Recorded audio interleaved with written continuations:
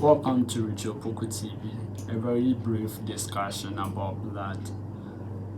I want to talk about blood today, the components and the function. Because blood is red, most people think blood is all about red blood cells.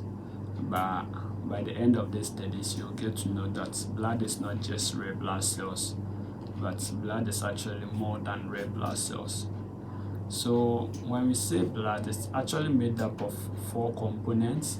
We have the red blood cells, we have the white blood cells, the platelets, and the plasma. These 4 things come together to form blood. So the red blood cell actually helps in the distribution of oxygen and nutrients. When we breathe in oxygen into our lungs, it's supposed to be distributed to all parts of the body, and it is the function of the red blood cell to actually do that. We talk of white blood cells, they are the soldiers, security system. They actually fight diseases and infections. They build up the body's immunity to fight infections. We talk of the plasma. The plasma actually helps in distribution of nutrients and antibodies to the body parts. We talk of the platelet. The platelet actually stops the blood from bleeding. It stops bleeding.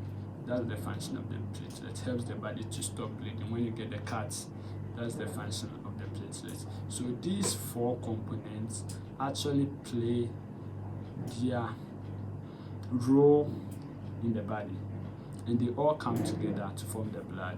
So somebody may say that because the blood is red, therefore the red blood cell is actually having the larger component or a larger portion of the blood, and that's not true. The plasma is actually having about 55% of the whole blood. So it's actually the plasma that is having the larger portion of the blood. I want to show you that has been separated, that you can clearly see the plasma and other components. So you can see this blood. This is just like your blood, it has just been separated. So you can see the yellowish portion up here, that's the plasma, and the rest are settling down here. The cells, the red blood cells and the white blood cells are settling down here. You can see the plasma up here, that's the yellowish fluid. And if you mix this,